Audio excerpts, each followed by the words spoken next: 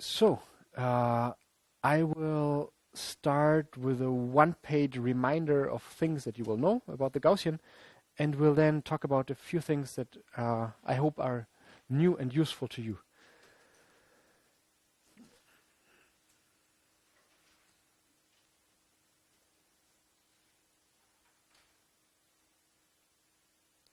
So statisticians don't call it Gaussian, they call it the normal distribution, implying that everything else is abnormal. It has many, many unique and favorable properties. So it's in signal processing. Yeah. So if you're looking for filters, for instance, that are the most compact possible, both in the spatial and in the frequency domain, then these will have a Gaussian envelope, for example. It's a function that is its own Fourier transform. It's a function that is its own conjugate prior, which is important in statistics, and it has a whole list of other unique and wonderful properties. This is its density, probability density function. We have a constant that is necessary for normalization, the exact form of which I always forget. So this is these bars here, they indicate the determinant. So this is the determinant of the covariance matrix. And if you forget the constants, and this is the bit that you need to remember,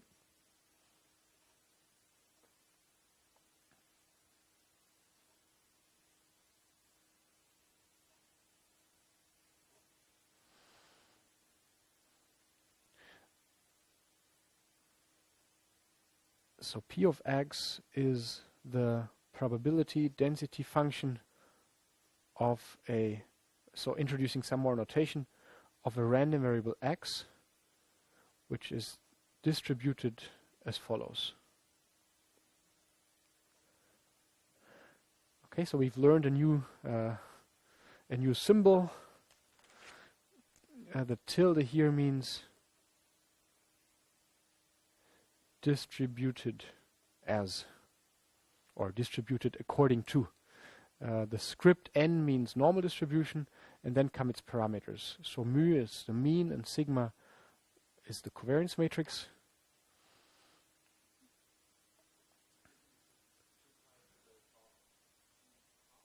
Yeah, exactly. P is the dimensionality. Sorry, it's 2 pi to the power of p half.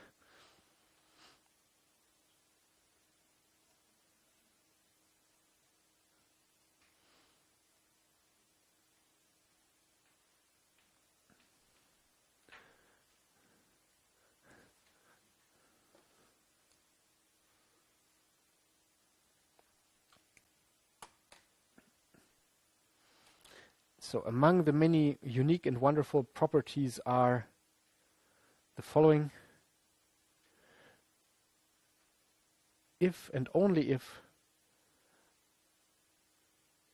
x and y have a jointly normal distribution, and it's important that they are jointly normal, not just marginally normal.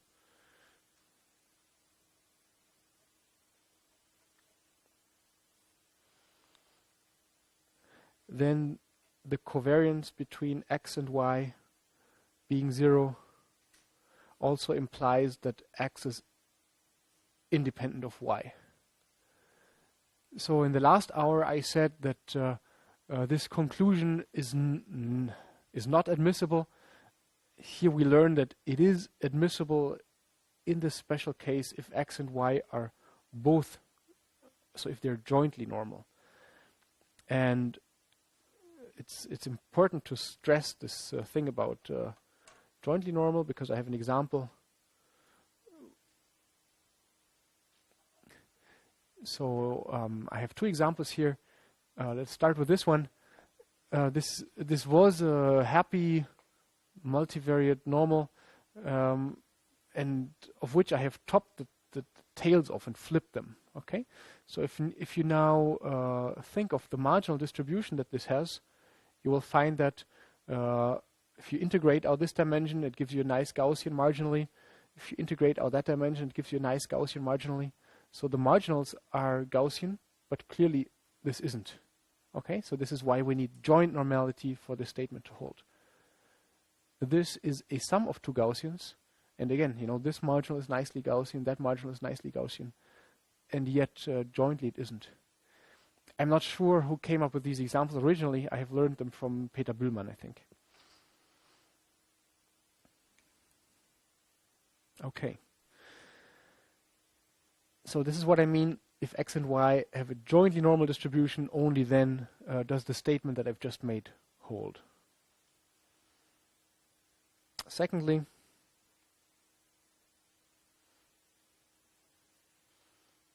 if x and y have a jointly normal distribution,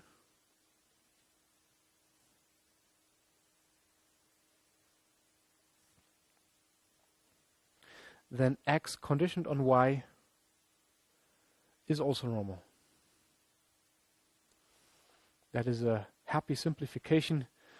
For instance, in the field of, you don't need to write this down, but this is, for instance, an important property in Gaussian processes, or in Gaussian process regression, which we will discuss later on in the semester.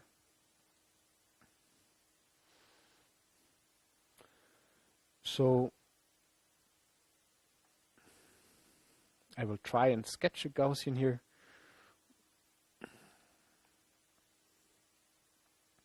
Let's say that it is located at 2, 1. So mu, its mean is 2, 1. And I will take a function which has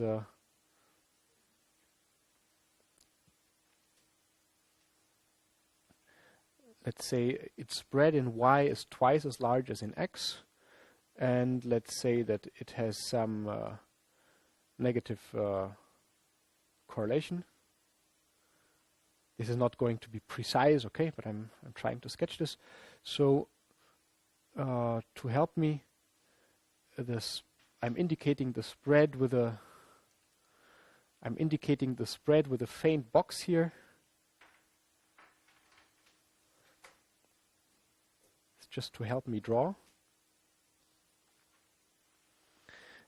And so you see that from the diagonal elements you can read off the variance. So in the x direction I have a variance of 1, in the y direction I have a variance of 2. And we have negative correlation, so the thing is tilted in this direction. And if I'm now drawing isodensity lines, this is a bit shaky, but you know it will look something like that. Okay, and I've tried to draw isodensity lines of this thing here. Exactly. Now, let's look at this statement here.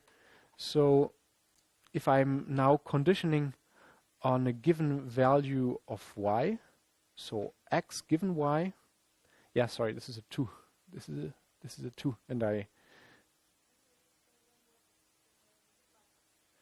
oh yeah, sure.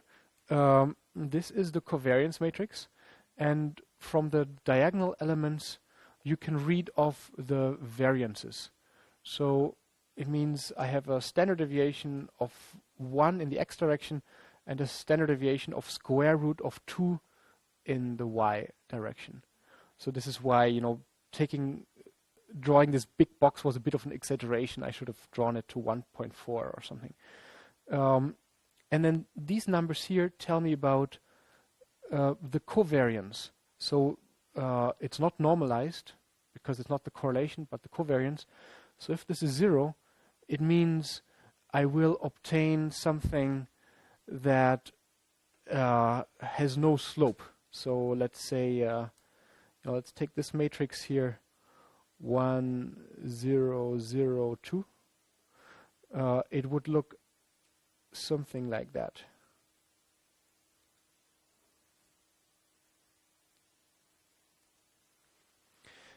And if I now have negative numbers, it means I somehow turn this whole thing such that the principal axis now has a negative slope.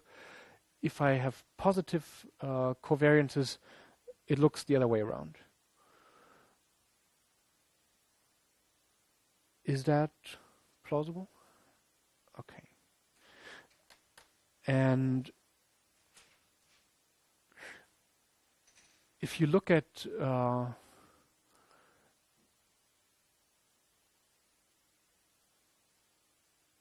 where are we looking at? Screen or paper?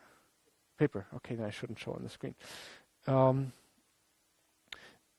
So if you, again to your question, if you look at this formula here, here we have the covariance matrix inverted, which is also called the precision matrix. So what this part of the expression does is that it reverts the effect of the covariance matrix. So it essentially shows the shape of these ellipses, or it results in the shape of the ellipses that I've drawn here. It tells me how far can I go in a specific direction before having my density decay to some given value. And to draw, a third example, if I have 1, 0, 0, 1, I get an isotropic density. And this covariance matrix distorts, it essentially distorts my my isotropic density to become something non-isotropic. And if you prefer, you can think of this as a coordinate transformation. So, I could rewrite this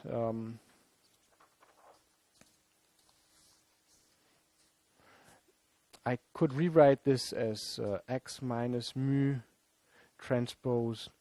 Now I'm using k, where k is defined as sigma to the minus 1. And I can now take the square root of this precision matrix. And the square root of a matrix, there are several generalizations of the square root, but the most natural one is the Cholesky factorization. And then I obtain x minus mu, say R transpose R, where this is an upper diagonal matrix. And so overall, what I've done is that I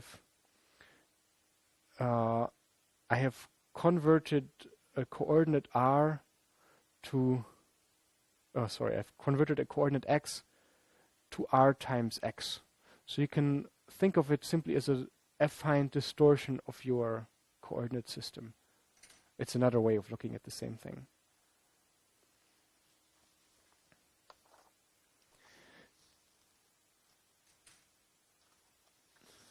Okay, so I hope you have an intuitive understanding for what these covariance matrices are. If not, then you should plot some for yourself just to get a bit of a feeling. Now, I want to discuss more properties. I wanted to indicate the one that I've just been drawing here. So I was saying that if x and y have jointly normal distribution, then x conditioned on y is also normal. So if I call this x and if I call that y, I'm now conditioning on a given value of y. And if I now look at this distribution here, I'm using let's say I'm using a different color here.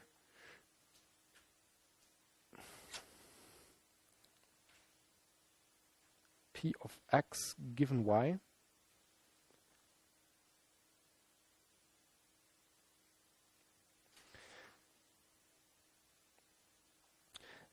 Now you see the distribution was centered originally at x equals 2.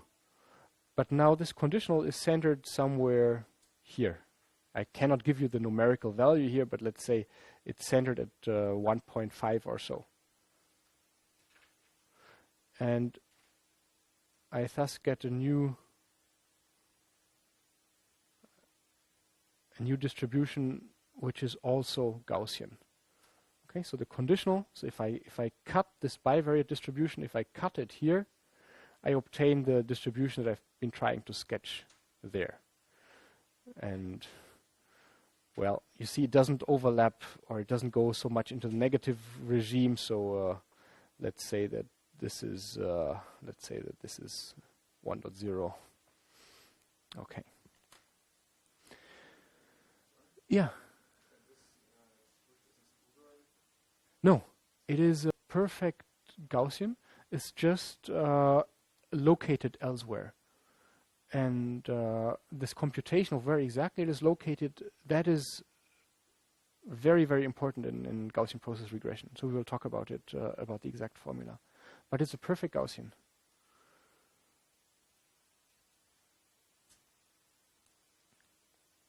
And that is true, in any way you cut it. So it's not only true if you cut in the horizontal or in the vertical direction. You can cut it with any with any linear subspace, and you will get a new Gaussian. Okay, another nice property is that the sum of normal random variables is normal, where the means and the covariance matrices add up. That's the thing I mentioned earlier with the convolution. So if you add random variables, you have to convolve their probability density functions. And if you convolve a Gaussian with a Gaussian, you get out a wider Gaussian. This is why the covariance matrices add up. And the normal distribution remains normal under any linear transformation.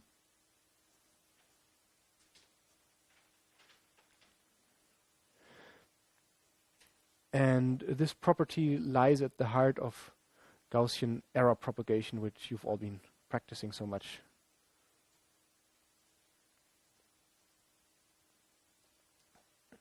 So what you do in Gaussian error propagation is that, let's say you have a random variable which actually which is known to have a Gaussian distribution, and now you transform it in some nonlinear fashion, but the normal remains normal only under linear transformations.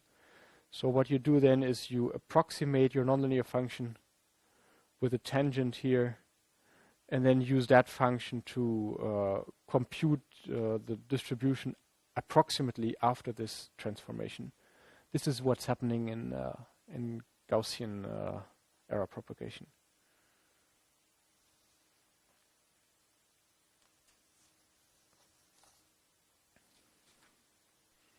Okay, so that much. Any questions so far?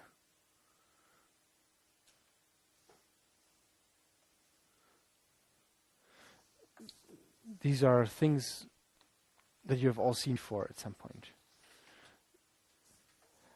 And now come things which you, I think, have not seen before.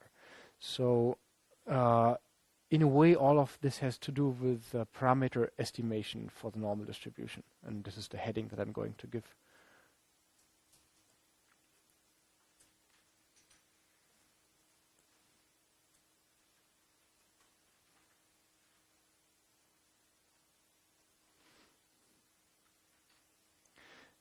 The first example that I'm going to give is estimating the mean in a Bayesian fashion.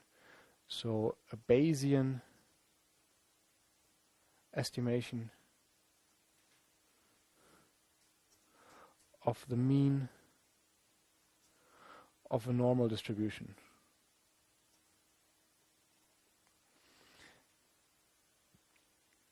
And this is important, for example, in tracking.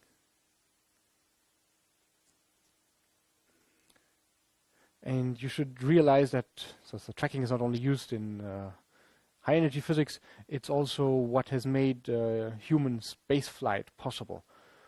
So let's say you have a satellite and you have some expectation on where your satellite should be. So you would expect it to be here, but because you have not launched it, or you could not perfectly control the launching conditions and so on, so you put a Gaussian error on its actual position.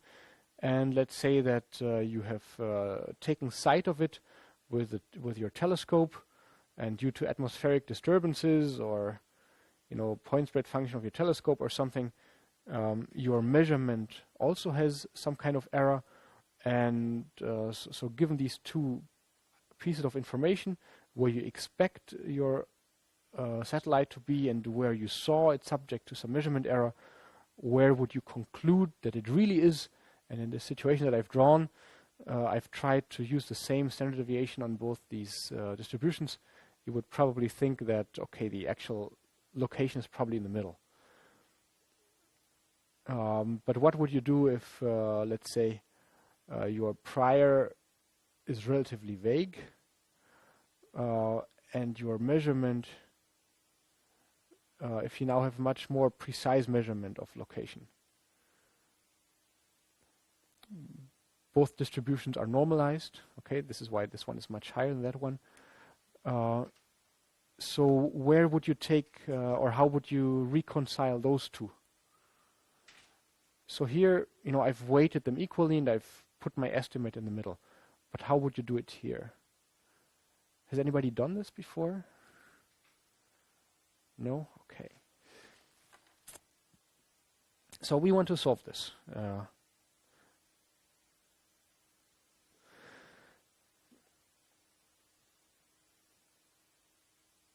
So let's say given is my prior belief.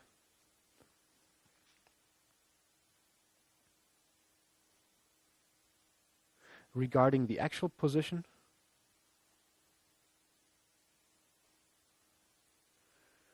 And I now claim that this prior belief is expressed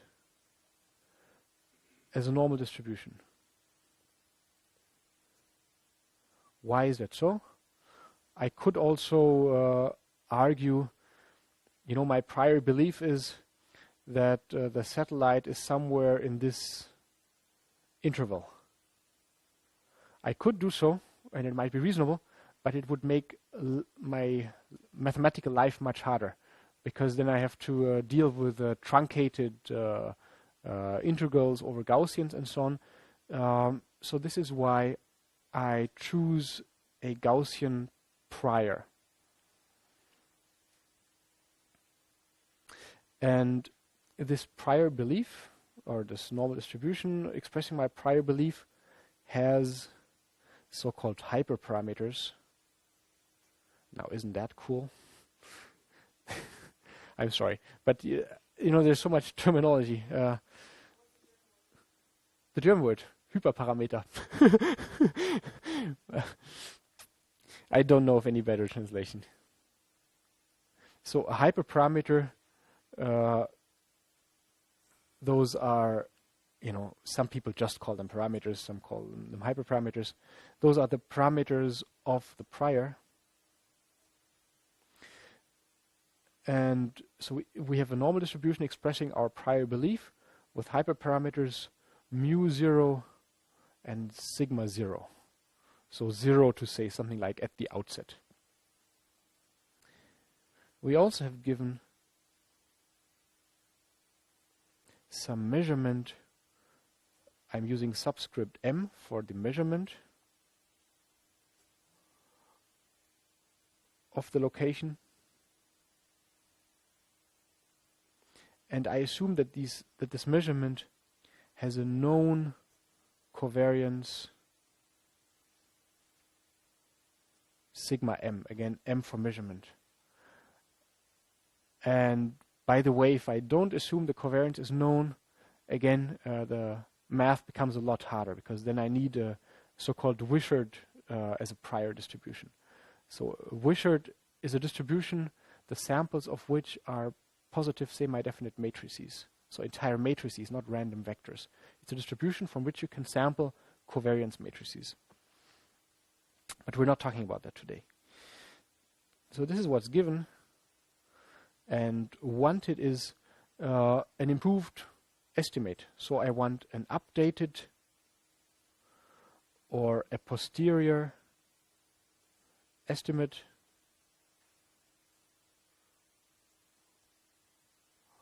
of the true mean.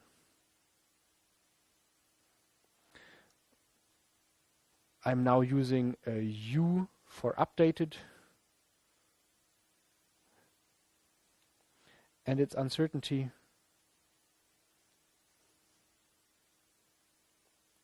sigma U. So M was for measurement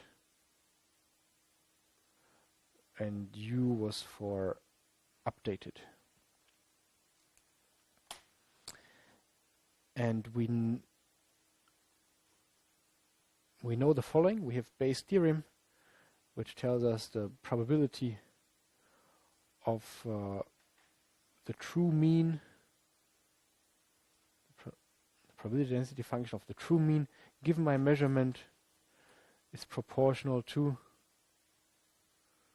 the likelihood of the measurement given some value for the mean times prior distribution for the mean or for the location.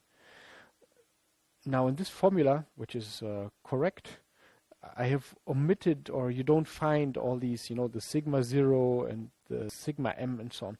And this is why I'm now writing it in a more complete but also more complicated fashion.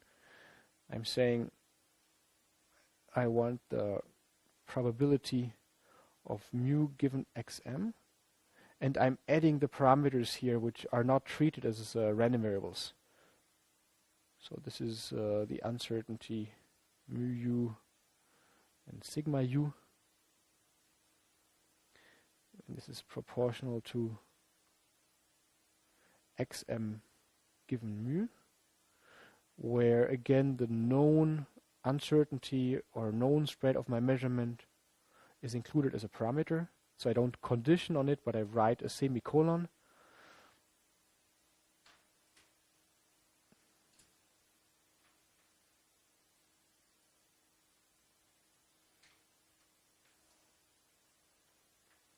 And again, I've added the hyperparameters not by conditioning on them, but I've tried to make clear these are parameters by putting a semicolon there.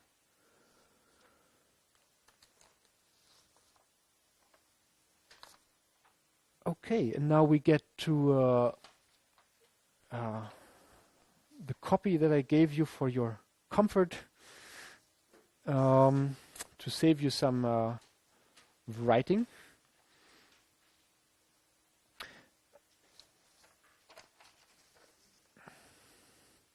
So I now want to compute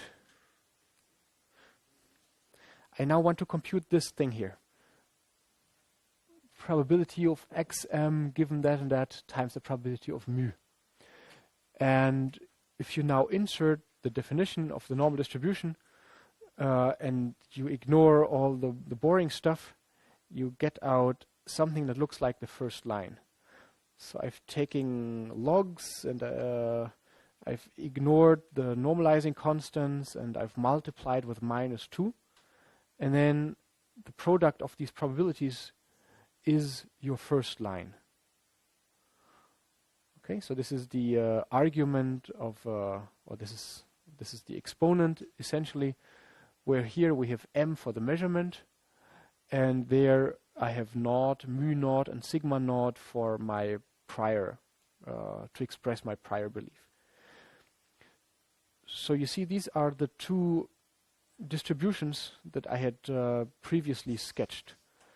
So let's say this one was the prior belief, and we have given this a 0, and this is with subscript m for measurement.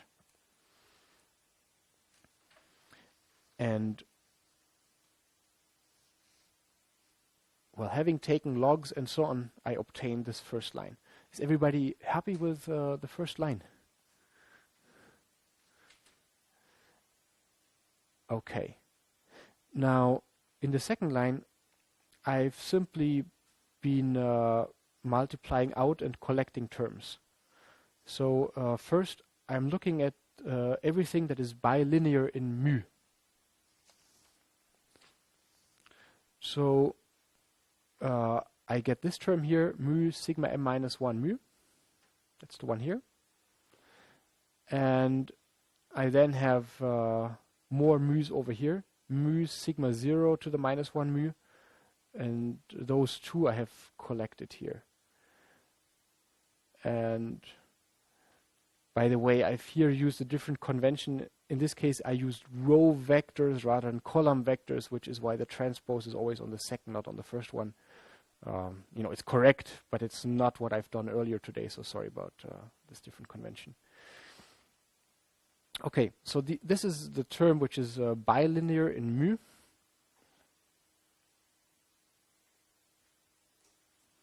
Then I collect everything which is linear in mu.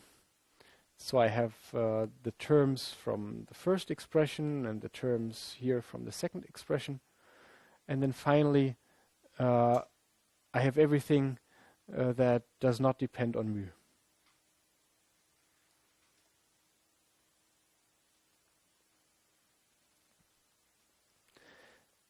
And if I multiply two Gaussians, I obtain a new Gaussian. So I want to write it in the standard form. Go ahead.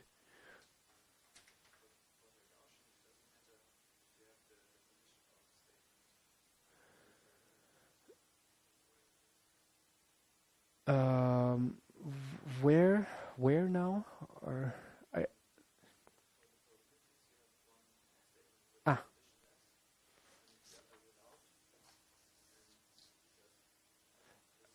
Are we talking about this line or about that line? Second line. Yeah.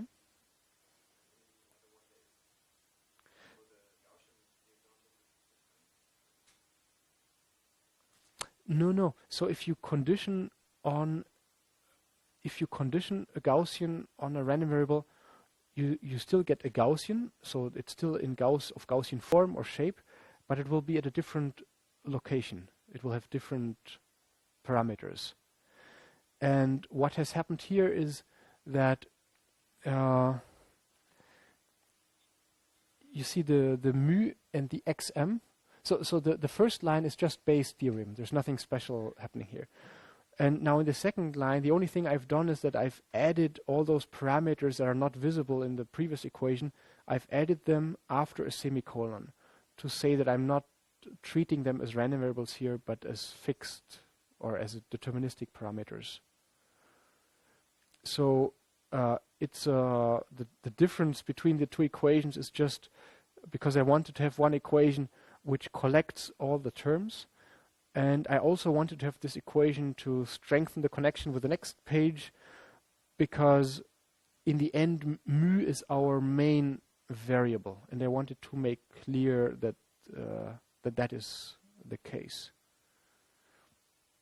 I wanted to make that especially clear because normally people think of x being the variable, and here actually mu is the variable. So I now want to write something. So if I look at the left-hand side here, I want to obtain something of the following form. I want to write something like this is some constant times e to the minus 1/2, and then mu minus mu. This is the posterior result, or I think I wrote updated. Yeah, I should write updated. So mu minus mu u. Sigma u to the minus 1, and then again mu minus mu u. Sorry, it doesn't fit. So if I multiply these two Gaussians, I get out a new Gaussian, and its variable is mu. And this is exactly what I'm trying to do here.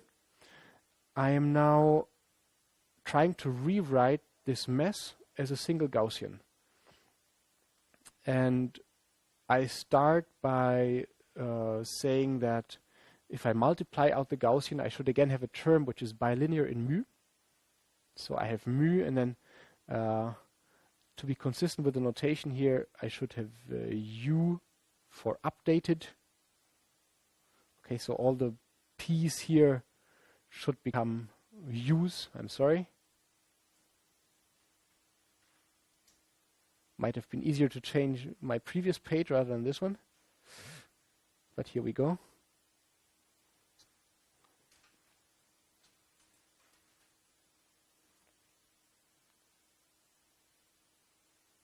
Okay.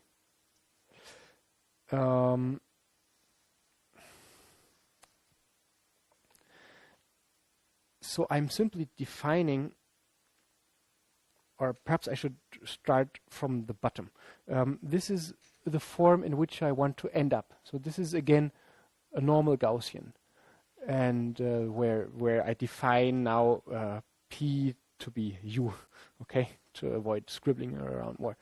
Now I can multiply out this expression just as I did earlier, and if I do that, my first term will be bilinear in mu, so it will be mu sigma updated to the minus 1 times mu.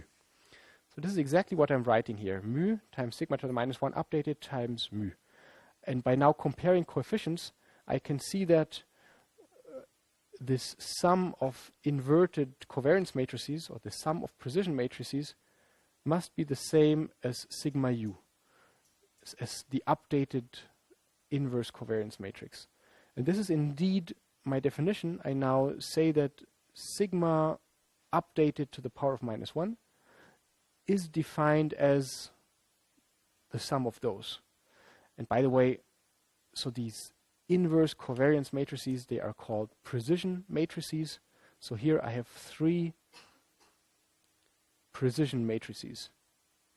And my new or my updated precision matrix is simply a sum of the previous precision matrices, or of the other precision matrices. Okay, that was by comparing coefficients. Now the next term will be just linear in mu. Again, by comparing coefficients, I understand that this must be the same as that.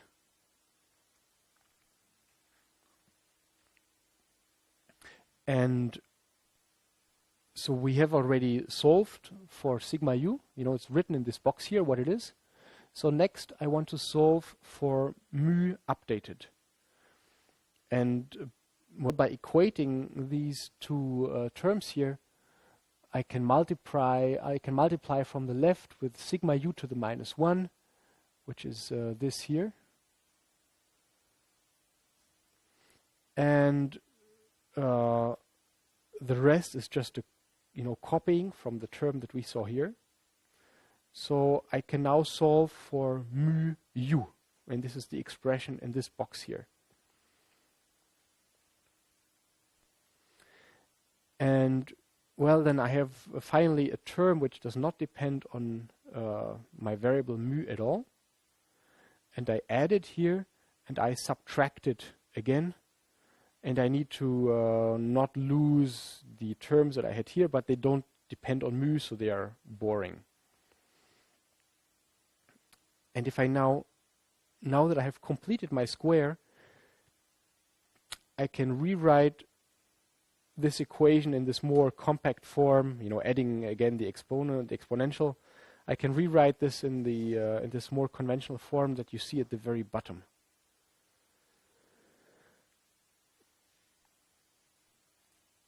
So the big picture is, on this whole page full of math, I have only gone from a product of two Gaussians to a single Gaussian, and I have found the parameters of this new updated single Gaussian. And my weapons were comparing coefficients and completing the square. Now, since it's very quiet in here, I need to know, was it too easy or too difficult? It will help if you ask questions. You remember, the fault is always with the lecturer. So.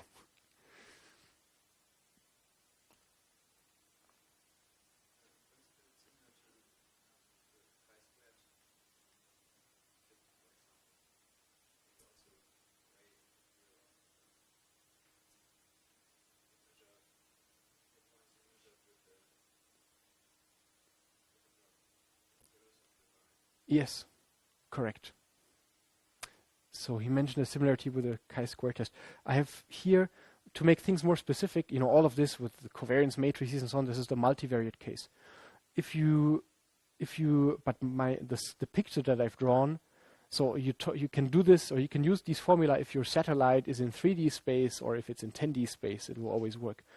But the sketch that I used was just, you know, univariate. I just had a single variable.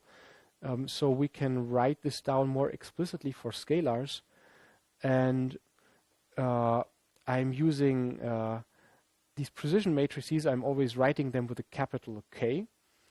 And if I'm having scalars, then my precision matrix is just, you know, a 1-by-1 matrix. So I'm using a small k to say this is a scalar. So this is the precision of my measurement, and Km. The precision is 1 over the standard deviation of my measurement squared. Similarly, the precision of my prior is 1 divided by the standard deviation of my prior squared.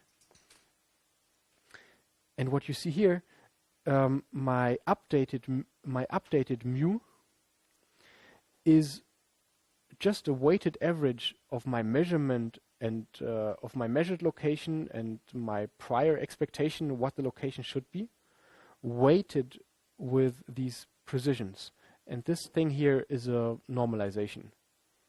So for the example that I drew here, let's say that, so perhaps sigma O would be 3 and sigma M would be 1.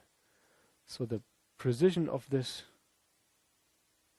would be 1 over 9, and the precision of that would be 1. So I would so what would happen here is that I would weight these with 1/9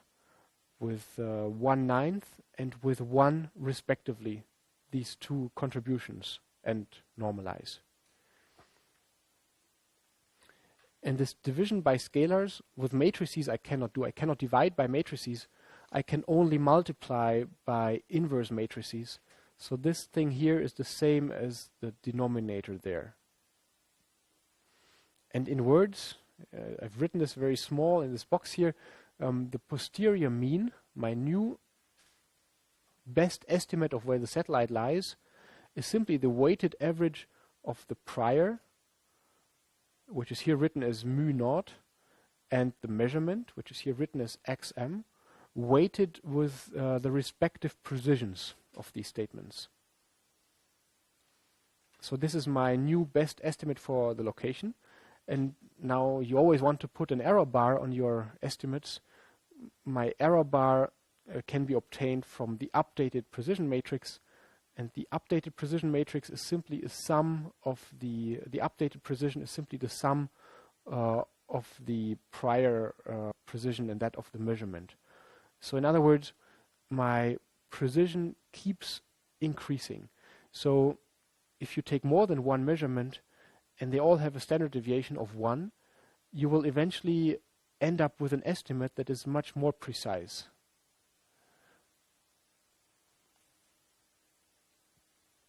More questions?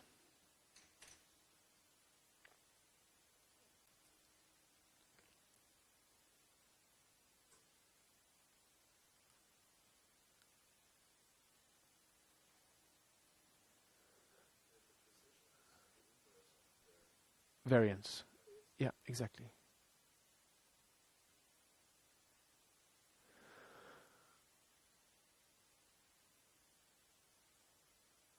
Okay, now this is not, we're not all the way there at tracking. Tracking is a bit more complicated still, and we will talk about it at the very end of the semester. Because in tracking, you typically not have just, you know, a single measurement, but you have a sequence of measurements over time, and you can incorporate all of these in an optimal fashion to come up with your final result. And the best known tracking algorithm is the Kalman filter, which was invented only in the, I think it was 50s.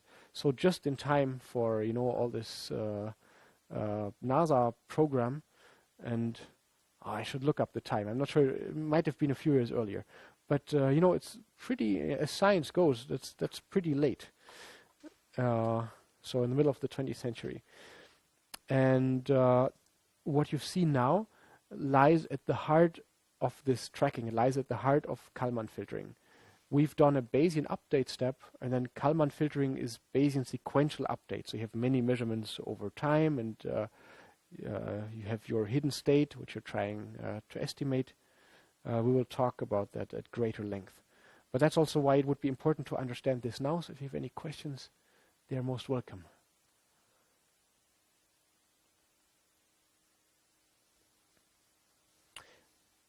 Okay, perhaps you can formulate them in the break. And after the break, we talk about the estimating not the mean, but the covariance matrix. And we will see how that can help unraveling relations or the lack thereof between random variables. So before we move on, let me give a summary of these findings. So summary for the Bayesian updating of the mean of the normal distribution. You simply take the average of all available measurements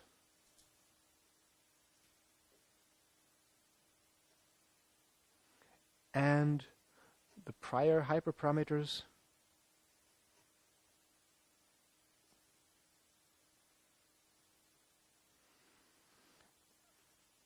and you need to weight all of them by their respective precisions.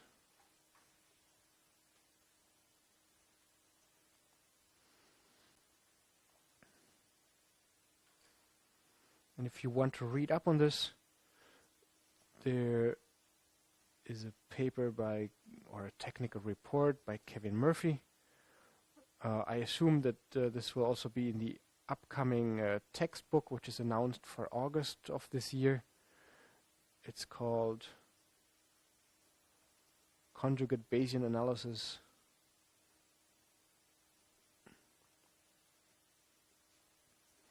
of the Gaussian distribution.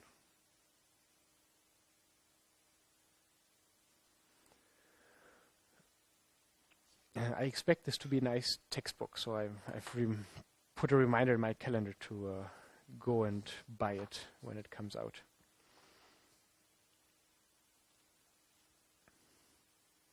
Okay, so you remember that Conjugate Bayesian Analysis of the Gaussian distribution is the title of the technical report.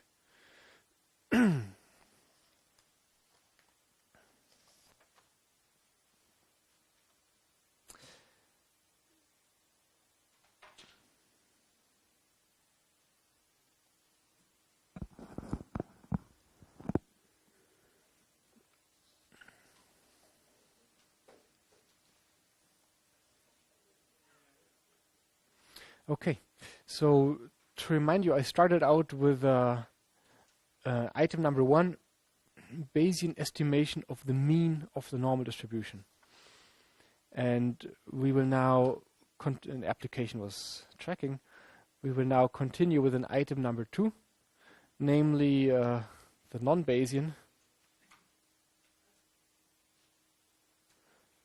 So a frequentist estimation of the covariance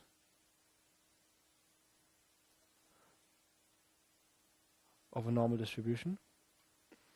And applications are so-called Gaussian graphical models. And nowadays, probably the most important application is in biology. So to understand or to find gene regulatory networks. But I'll show you examples from other fields also. So you have few measurements in many dimensions, and you want to know which of them are related to each other.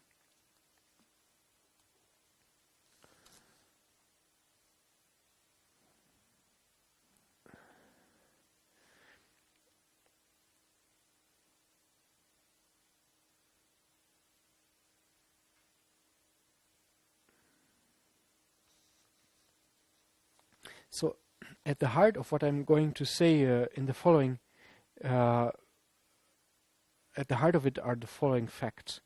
Namely, if you have zeros in the covariance matrix, these are indicative of marginal independence. So in other words, you here have Gaussian random variables or groups of Gaussian random variables that have nothing to do with each other. Whereas if you have zeros in the precision matrix,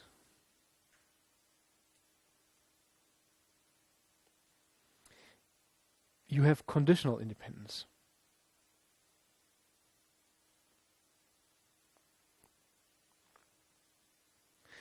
And that is a much more interesting structure, as I will explain in a moment.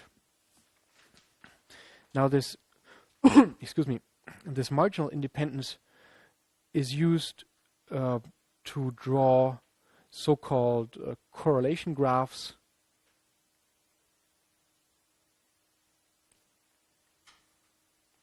or relevance networks, where you show in a plot that like the one that I'm showing schematically here, where you show groups of random variables that have something to do with each other and that have nothing to do with each other. So for instance, these would have something to do with each other, those would not have something, or those would have something to do with each other, but between the two, this correlation graph would tell me there is no relation whatsoever. Now the zeros in the precision matrix, on the other hand, they are used to build so-called concentration graphs.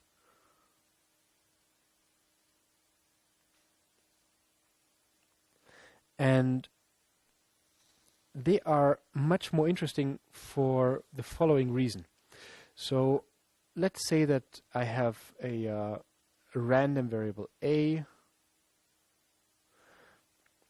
which is which has some correlation with a random variable B,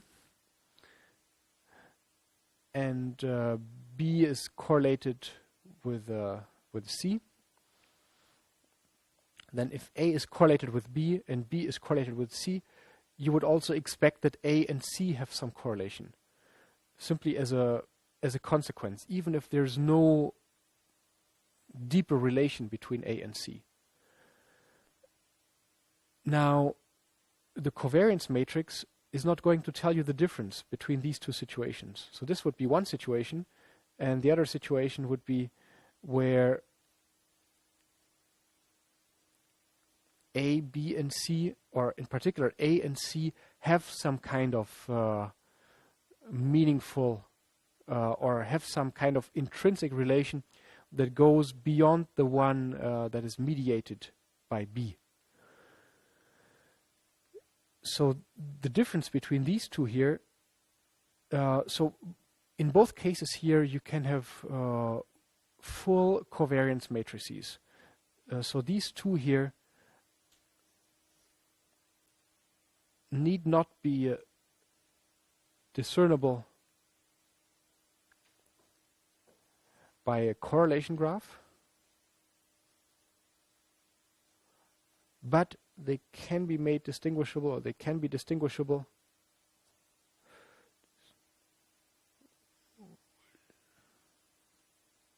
when using a concentration graph.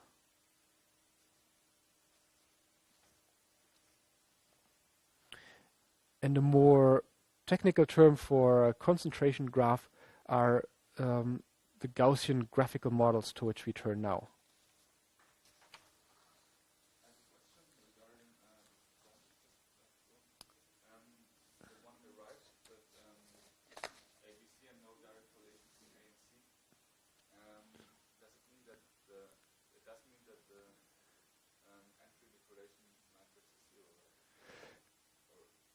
No, so the question was regarding this case here. I have an example here. It does not mean that the correlation between A and C must be 0.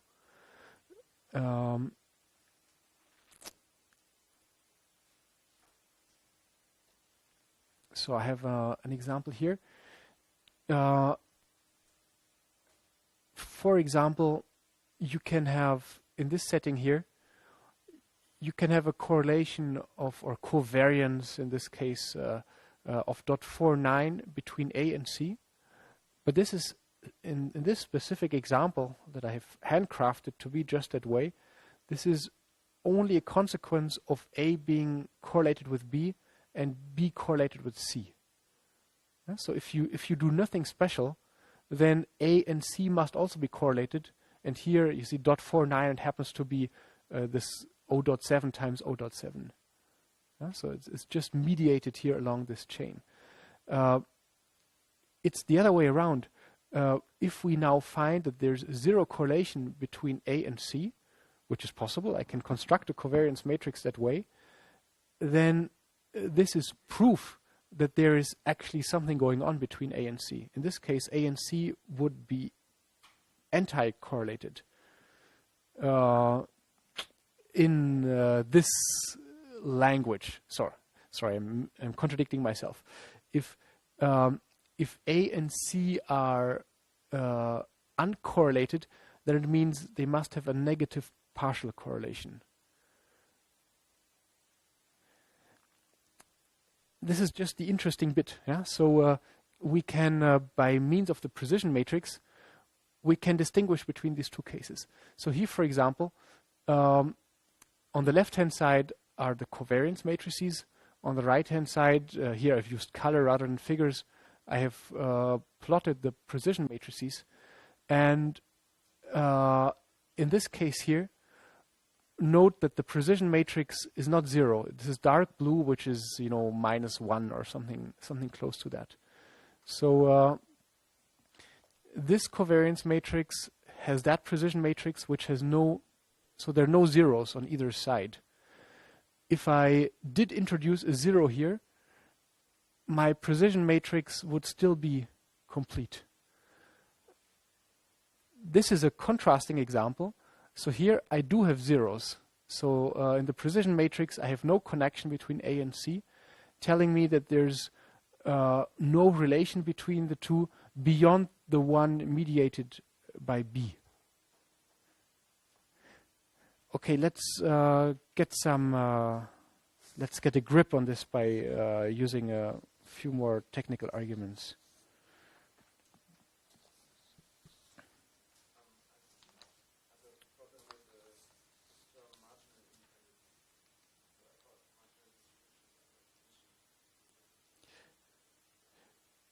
The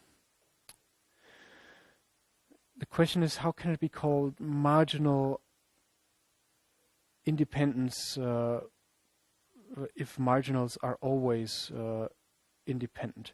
The marginals do not make any statement about dependence or not. Marginal simply means you integrate out all other random variables. The marginal distribution does not depend on the other, but it doesn't make a statement about the joint distribution, if that is independent or not. And here we are interested in properties of the joint distribution.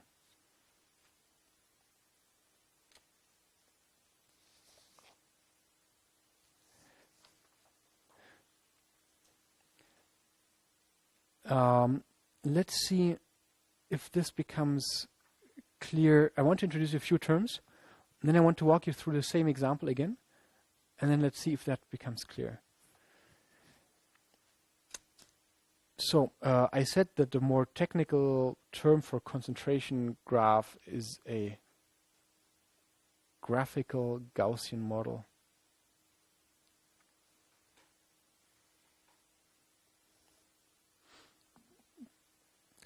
And I'm stating facts here without proof. So fact number one is rather than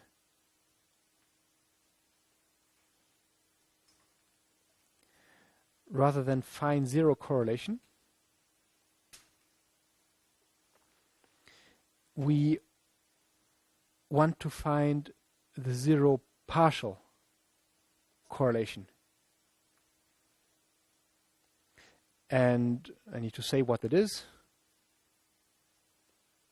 The partial correlation of two random variables x and y given z is the correlation between the residuals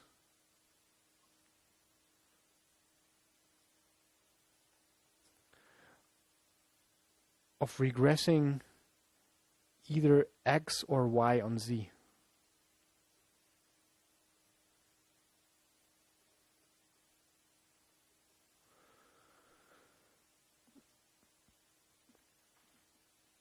And by the way, all these facts and statements can be looked up in a classical book by Lauritzen, 1996. So between residuals of regressing x on z and y on z. So I'm in partial correlation, I'm asking, is there any relation? In partial correlation, I'm asking, is there any relation left between A and C up and beyond the one that is established by both being related to B? And to this end, I will do a regression of all the values that I find for A, regression given B, and I will find a regression for all the values that I find here, given B, and regression, you know, all of these are stochastic processes, so regression won't be perfect. There will be noise or errors or residuals, and these residuals are now studied, and we check if there is any correlation between these residuals or not. So if there is any information left that is not yet captured by B in this example here.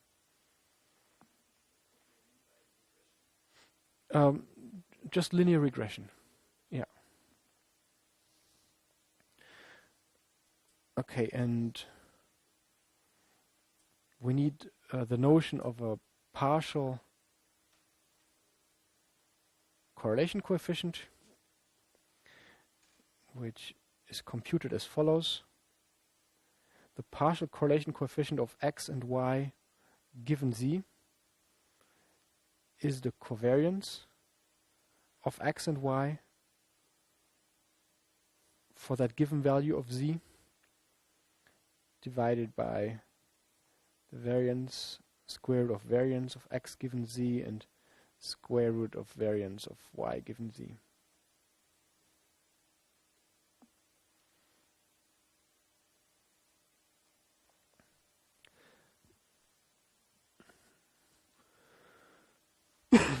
Excuse me. So for I fix z, and then I compute the, given this fixed value of c, I compute these covariances and variances and obtain this partial correlation coefficient. And now the interesting bit is that that can be computed from the concentration matrix. So this is minus element number xy of the concentration matrix divided by the following.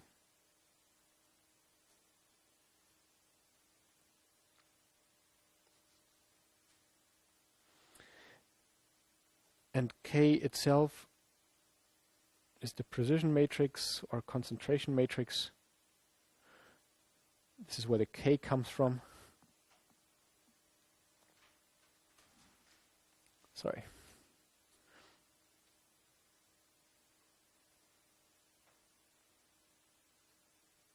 So the K is reminiscent here of the C in concentration. Is the inverse of the covariance matrix. So what we do is to get the partial correlation coefficient, I first invert the covariance matrix to get the precision matrix, and then I look up the corresponding element of the precision matrix. So if I'm interested in the partial correlation between the first and the third random variable, I look at the first row and third column of my precision matrix, and I check, is this element 0 or not? These here are just for normalization. They're not, well, they're needed, but really the interesting bit is this value here. Is it 0 or not? You have a question?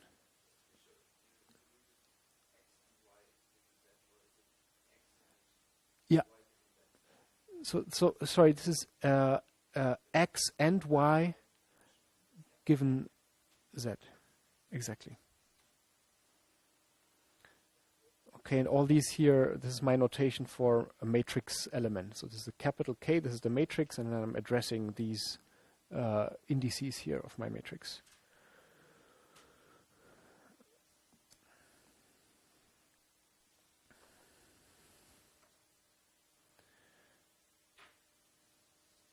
Okay, thirdly,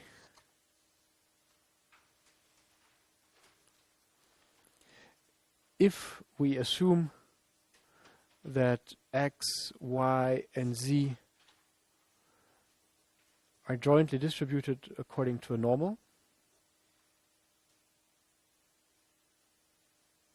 then this is by the formula that we've just seen, then x is independent on y given z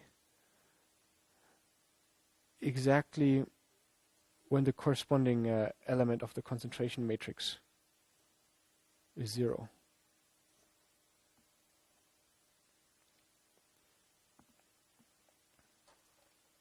So if you don't remember this glyph, this means independent. And this one means given.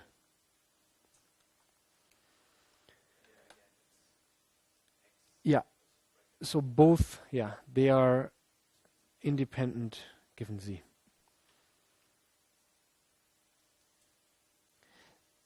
So the recipe now for finding such a concentration graph is to simply go ahead and find zeros in the empirical precision matrix, or in the empirical inverted covariance matrix.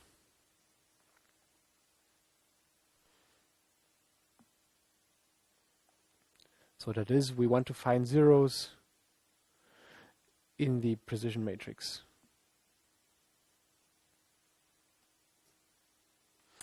And whenever I have a 0 between two variables, it means that I can eliminate the edge, the corresponding edge in the graph. So in this example here, I meant to show a correlation graph here. I might find, by looking at the precision matrix, that actually I don't need all of the edges. It could, for example, be that the correlation that is empirically observed between these two is simply a correlation that is mediated by that one. So there's no extra relation between these two. And similarly, yeah, so some of these edges can fall apart or can fall away.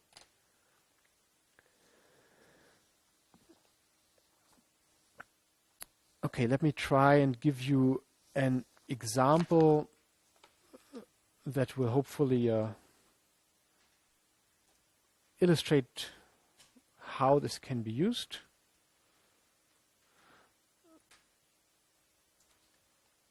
So this is from a figure from a paper.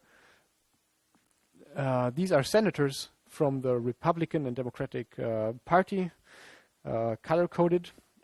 And these senators, poor senators, are here modeled as random variables. So, as Gaussian random variables. So it's even worse than physicists, yeah, where everything is spheres. These poor senators have become Gaussian random variables. And now this graph tries to tell you, averaged over many decisions, where do you expect relations? So, or in other words, what else can you learn about other senators? So what this graph, for instance, tells us is that for these people down here to understand or to take into account all of their opinions, it is sufficient to only take into account the opinion of this guy, which to all those summarizes everything that's happening here.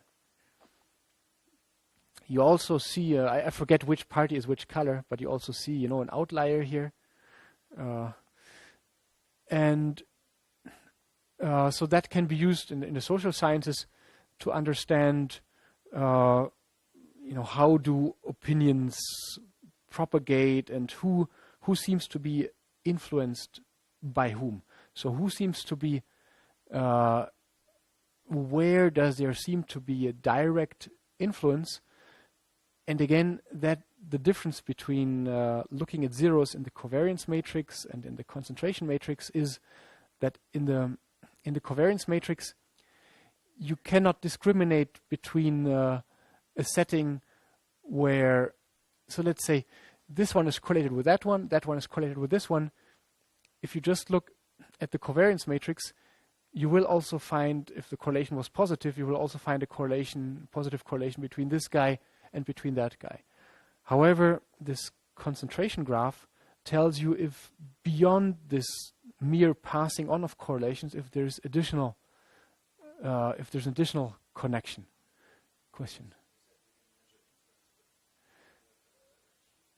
Yes, I need to be very careful in my wording here. This is nothing to do with causality. So to infer causal structures, you would get a directed graph.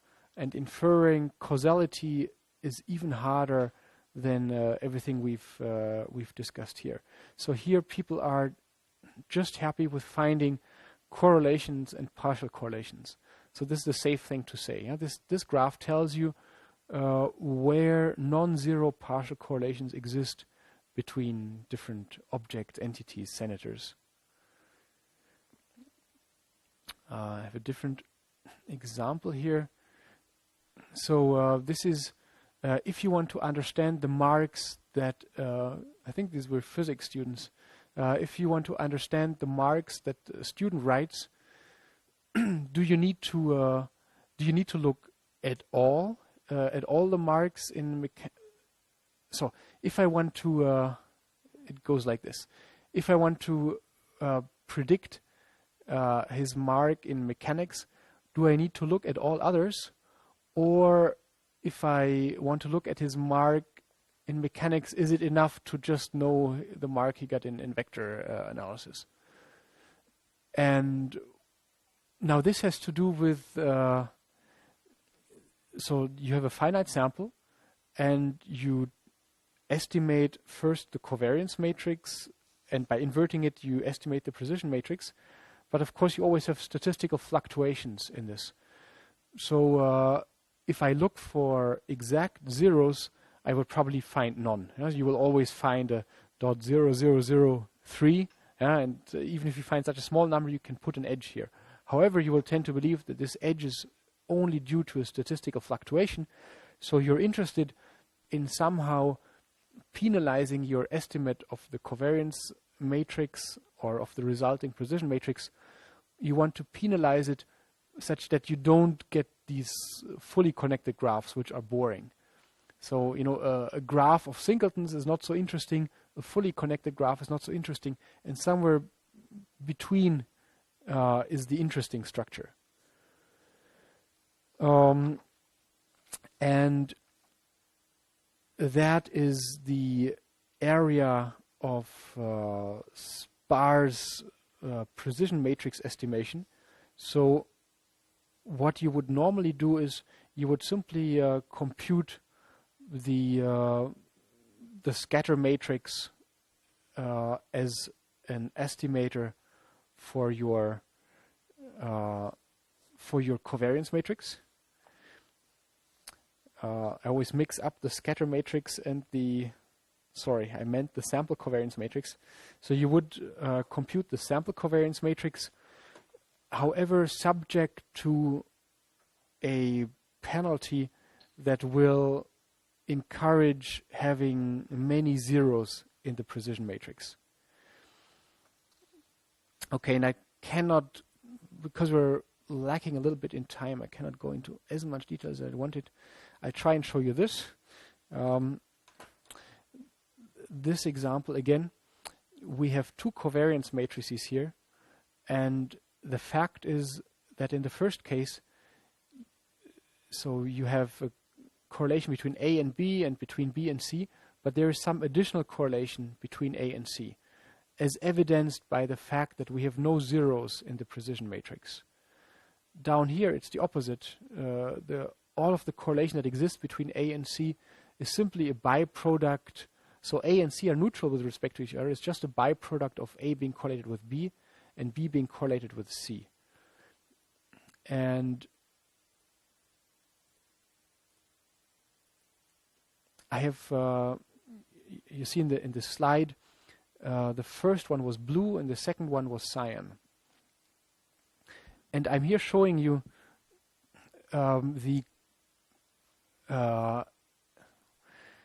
I'm here showing you an ISO density contour of the normal distribution in this joint space of A, B, and C. And the blue one is something like, I hope I can rotate this. Yeah.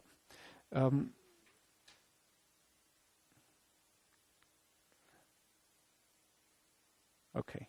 So the blue one is simply, something like a round cigar. Yeah? So if I turn it this way, you can see it's just a round thing. And it shows us the generally positive correlation. So if I have large values for A, I also have large values for B. And if I have large values for A, I also have large values for C. Again, the covariance matrix that this corresponds to is here the first one. Now, if I now am interested in the correlation between A and C while conditioning on B. So it means I cut out a plane. Let's say, for instance, I am conditioning on B equals 0.6. So I am cutting out a plane here and then looking at the bivariate distribution between A and C on this plane for B equals 0.8.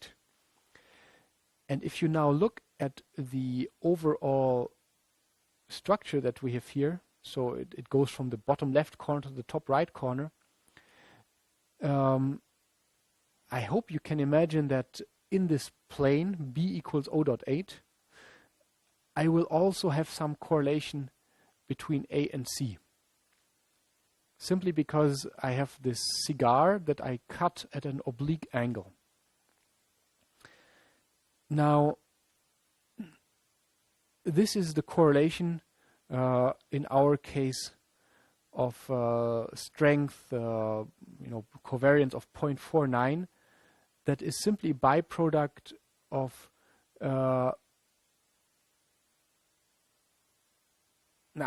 this is more. This is the correlation that is the sum of what I get mediated by B and the intrinsic correlation between A and C. If I want to have zero intrinsic or zero partial correlation between A and C, I can set, for example, here in the precision matrix, I can set these to 0, and I get this covariance function out, and this gives you the cyan plot here. And you see that the cyan plot, if it rotates, it has been squeezed a little bit. This is no longer round around its long axis, but it's a little bit squeezed, as you can see, because it's it's hidden by the blue in some spots, and it itself hides or the blue cigar in a few different places. And if you again try and imagine now fixing B to some value, to 0.8,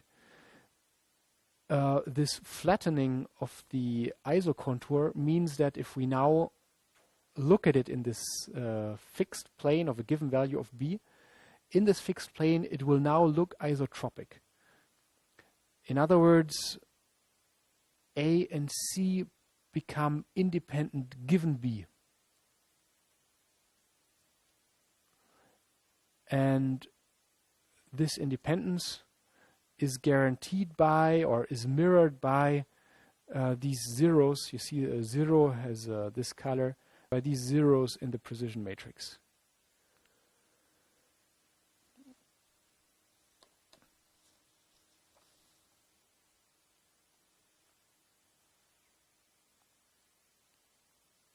Are you suitably impressed, or are you intolerably tired?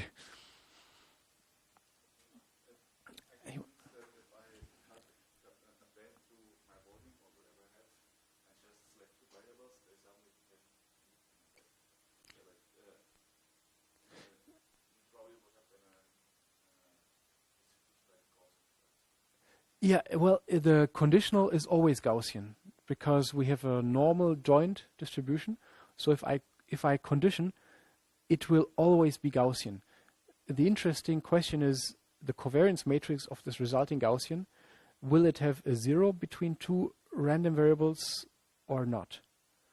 And in the Gaussian, having the 0 implies independence. So what I want to know is, if I condition on a given value of B, will A and C then be correlated or not? And this blue one, initially, it's a nice round cigar. But because the cigar is oriented at an oblique angle to the conditioning plane, it results in a two-dimensional Gaussian which has a positive slope. So it shows some correlation between A and C. So in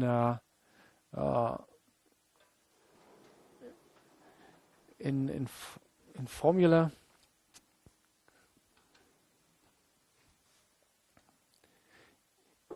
here this is the setting where I wanted the figure on, please.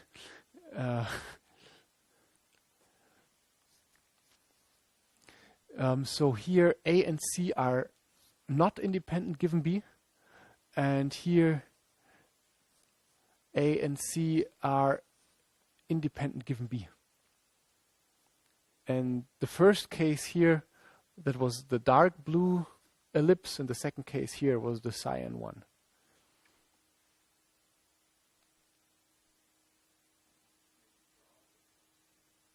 Can I draw the cut? Now that's asking a lot, I have to say. So so I'm drawing now. I'm drawing the cut for B equals 0 dot, let's say 6 or something, where I am, yeah. And I'm starting with the blue one. The blue one is a nice round sausage. But the blue, you see, it starts in the bottom left corner and goes to the top right corner. So this is now my axis A, and this is my axis C. So at this point where they intersect, it will no longer be centered around 0 because I'm at 0.6 and not at 0.5. But I will get a Gaussian if I now, if I try, it will look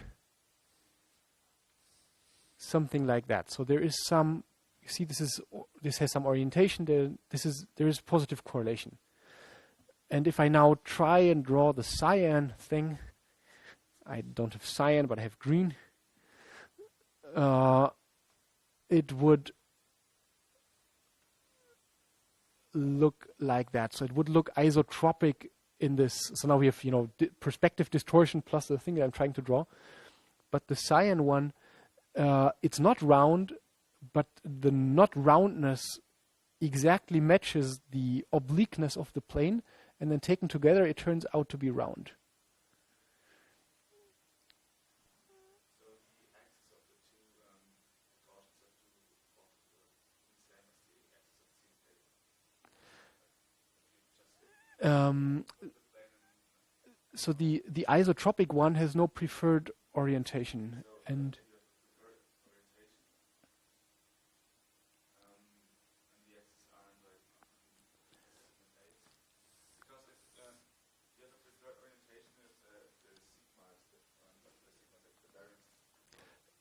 no, not necessarily. No.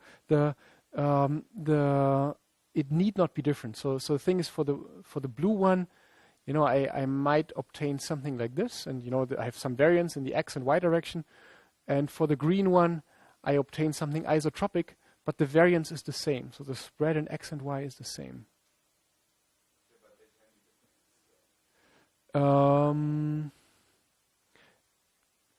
Yes, they can be different. It's just that, this example is pretty highly symmetric because all the variances here are 1. Okay.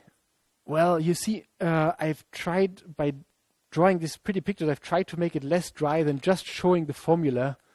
I hope this helps rather than confuses you. Okay. So, essentially, we're interested in getting precision matrices that on the one hand match our data and on the other hand have many zeros. And there are now estimation routines that do both, that let you stay close to the data on the one hand and that let you have many zeros in the concentration matrix on the other hand. And this is called the graphical lasso.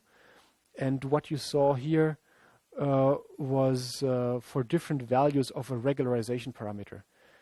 And then I just want to mention it. I don't have time to talk about it in detail, but there is a further development, stability selection, which helps you settle on, which partial correlations are probably really there.